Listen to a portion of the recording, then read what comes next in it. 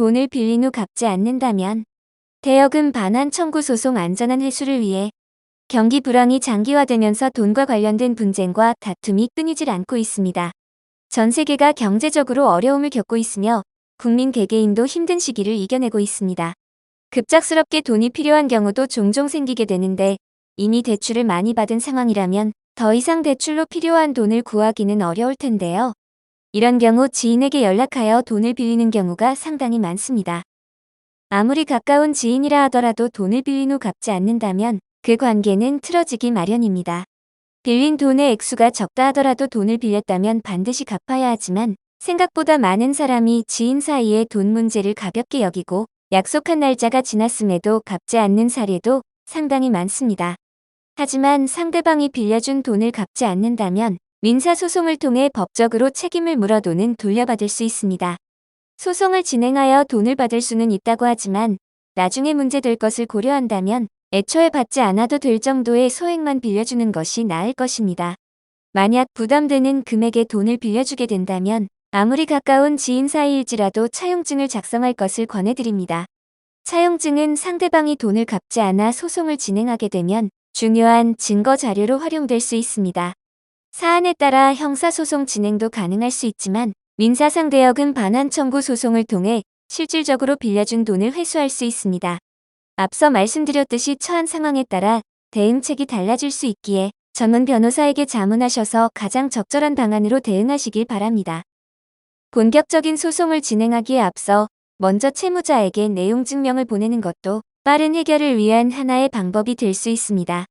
내용 증명은 법적 효력을 갖지는 않지만 소송 진행 시 증거로 활용될 수 있으며 상대방에게는 심리적 압박을 주어 소송 전 대여금을 돌려받는 경우도 종종 있으니 현명하게 활용하시길 바랍니다.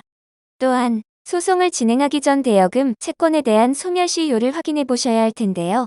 대여금 채권의 소멸시효는 10년이며 소멸시효가 지난 대여금에 대하여는 승소가 어려운 점 참고하시길 바랍니다. 빌려준 돈의 성격에 따라 소멸시효도 달라질 수 있으니 전문 변호사에게 상세하게 상황을 설명하여 해당하는 소멸시효를 확실하게 확인해 보시길 바랍니다. 빌려준 돈을 받지 못한 모든 이들이 대여금 반환 청구 소송에서 승소할 수 있는 것은 아닙니다. 대여금 소송을 진행하기 위해서는 몇 가지 입증해야 할 부분이 있습니다. 먼저는 돈을 대여하기로 계약한 사실과 채권자가 돈을 채무자에게 실제로 지급했다는 것을 입증해야 합니다. 앞서 언급드렸듯이 돈을 빌려줄 때 차용증을 작성하라는 이유가 바로 채권자와 채무자가 계약을 체결한 사실이 있음을 증명하기 위해서입니다. 또한 돈을 빌려줄 때는 현금보다는 계좌이체 등을 통해 진행하여 채무자에게 돈을 지급했다는 사실을 입증할 자료를 남겨두는 것이 현명합니다.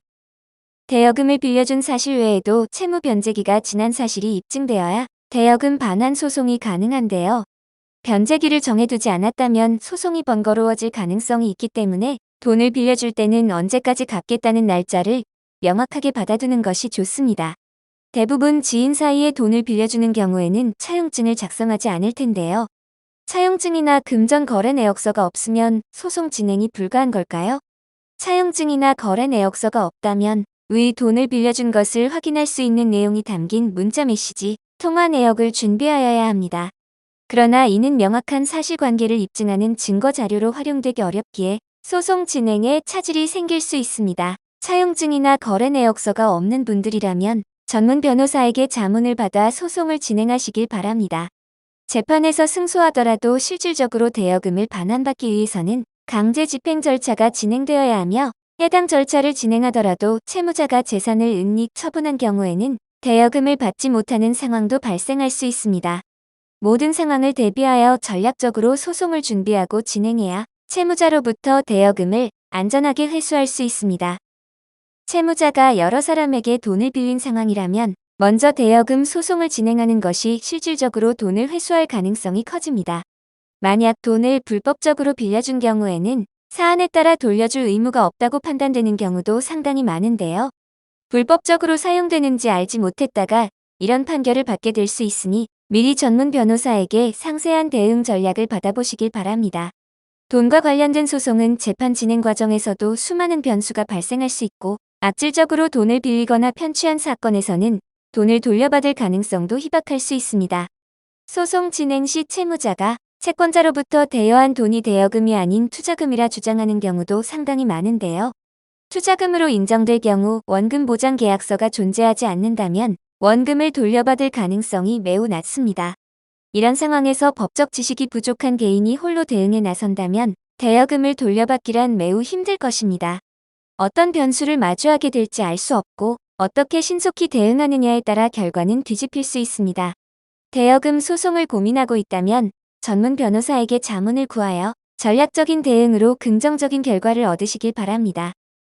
믿었던 지인과 돈 문제는 심리적인 고통도 함께 안겨줍니다. 안타깝게도 대여금 소송을 진행하게 되었다면 먼저 소송 진행이 가능한지 전문 변호사에게 확인하시길 바랍니다. 법률사무소 AL에서는 카카오톡을 통해 24시간 무료 법률 상담을 도와드리고 있습니다. 실시간으로 전문 변호사가 상담을 진행하고 있으니 원하는 시간에 연락하셔서 최선의 대응 전략을 받아보시길 바랍니다.